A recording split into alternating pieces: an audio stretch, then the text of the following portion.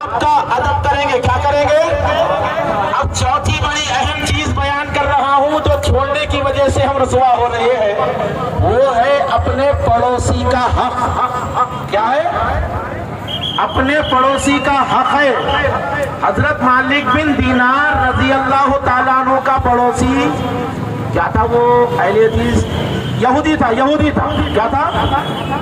یہودی تھا. کیا بولیے؟ دن بھر آپ کو گالیاں دیتا، 12 سال تک گالیاں دیتا رہا. 12 سال تک گالیاں دیتا رہا. ایک دن ایسا آیا اس کا بچہ رو رہا تھا. کون رو رہا تھا؟ ذرا زور سے بولیے. اس کا بچہ رو رہا تھا تو حضرت مالک بن دینار دودھ کا کٹورا لے کر اس کے دروازے پر پہنچ گئے. اس نے کہا کہ کون؟ کہا کہ تیرا پڑوسی مالک بن دینار. تو یہودی کہنے لگا سرکار آپ مجھ سے بدلہ لینے آئے ہیں، مجھ سے بدلہ مت دیجیے. کہا کہ دروازہ کھول. جب اس نے دروازہ کھولا تو مالک بن دینار کے ہاتھوں میں دودھ کا کٹورا ہے. ارشاد فرما رہے ہیں یہ اپنے بچے کو پلا دے. سبحان اللہ سبحان اللہ. اپنے بچے کو پلا دے.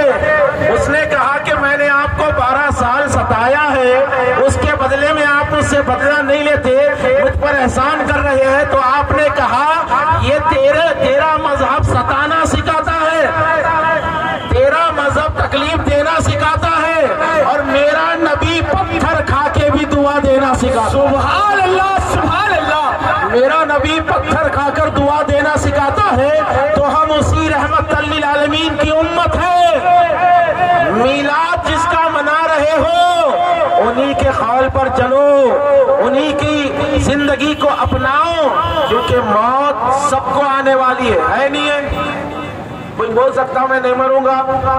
جی سب مرنے والے ہیں. موت سب کو آنے والی ہے.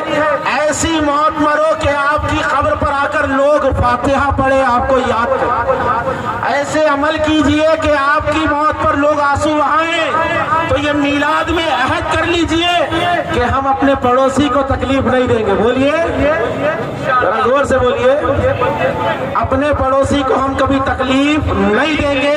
یہ چوتھی چیز تھی جو میں نے آپ کے سامنے بیان کی. انشاءاللہ اس پر ہم عمل کرتے رہیں گے. بولیے انشاءاللہ اس پر ہم عمل کرتے رہیں گے. یہی ہے میلاد کا مقصد، اسی کو کہتے ہیں میلاد. جا کے جب میدان محشر میں اٹھے تو رسول اللہ یہ کہتے ارے یہ تو وہ ہے جو جھنڈیاں بھی لگاتا تھا، مسجدوں کو بھی آباد کرتا. سبحان اللہ سبحان اللہ. جھنڈیاں بھی لگاتا تھا. ایک چھوٹی سی بات اگر آپ سننا چاہ رہے تو بول، سننا چاہ رہے تو بول تو سبحان اللہ. جو سننا چاہ رہے سبحان اللہ کہہ دیجیے. نہیں یہ نہیں چلتا، ذرا زور سے کہیے اور ذرا زور سے کہیں. سرکار غوث پاک کی بارگاہ میں ایک آدمی آیا. کون آیا؟ آ کے بولا سرکار میں کماتا ہوں بہت لیکن میرے گھر میں جو ہے برکت نہیں رہتی. اکثر لوگ اسی میں پریشان ہیں، کماتے لیکن برکت نہیں ہوتی. کیا ہے سنیے. بڑے پیر نے اپنی آنکھوں کو بند کیا، اس کے گھر کے حالات دیکھ لیے. کیا سبحان اللہ سبحان اللہ. اس کے گھر کے حالات دیکھ لیے. ارشاد فرمایا اپنے گھر پر جا کر پردہ ڈال لے، برکت ہو جائے گی. پردہ ڈال لے، برکت ہو جائے گی. 1-1.5 ہفتے کے بعد میں وہ آدمی آیا اور کہنے لگا کہ یا غوث پاک اتنی برکت ہو گئی، خود بھی کھا رہا ہوں، لوگوں کو بھی کھلا رہا ہوں. سبحان اللہ سبحان اللہ. خود بھی کھا رہا ہوں، لوگوں کو بھی کھلا رہا ہوں. حضور ماجرا کیا ہے؟ بڑے پیر نے ارشاد فرمایا ماجرا یہ ہے کہ تیرے گھر میں نماز تو ہوتی تھی، تو اچھا کماتا تھا، برکت اس لیے نہیں ہوتی تھی. روزانہ تیری گلی سے ایک بے نمازی کا گزر ہوتا تھا. کس کا ہوتا تھا؟ بے نمازی کا گزر ہوتا تھا. اس کا سایہ تیرے گھر میں پڑتا تھا تو برکت ختم ہو جاتی تھی. نوجوانوں فکر کرو، کسی گھر کے اندر اگر بے نمازی کی چھاؤں پڑ جائے تو برکت اڑ جاتی ہے. اس گھر میں برکت کیسے آئے گی جس میں 5 بے نمازی رہتے ہو، جس میں فجر نہیں پڑھی جاتی ہو، قرآن صرف قسم کھانے کے لیے ساس بہو کا جھگڑے میں قرآن نکلتی ہو. ساس بہو کے جھگڑوں کی کتاب نہیں ہے قرآن، دلوں کو زندہ کرنے والی کتاب ہے. سبحان اللہ. یہ عہد کیجئے اور دیکھیے ایک تعویذ دینا چاہ رہا ہوں آپ لوگ ہونا تعویذ ہونا. یہ کیا بھائی شاہ صاحب ریلی میں گنڈے پلیتے کر رہے, بھلے ایسی تعویذ دیتا ہوں کہ کسی سے تعویذ لینے کی ضرورت نہیں پڑے. سبحان اللہ سبحان اللہ. کیوں تحفہ دے رہا ہوں, لیتے نہیں لیتے بے شک انشاءاللہ. بولیے بھائی ہونا تعویذ ہونا.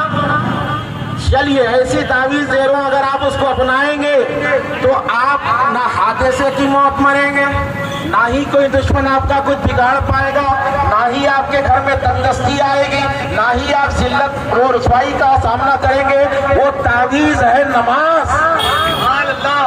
کیا ہے نماز. 5 وقت نمازی بن جاؤ, پھر دیکھو اللہ تعالیٰ تمہارے رزق میں کیسی برکت عطا فرماتا ہے. اللہ تمہاری عمر میں کیسی برکت عطا فرماتا ہے. میلاد کا مقصد یہی ہے کہ مسجدیں آباد ہو جائے. مسجدیں آباد ہو جائے تو 4 چیزیں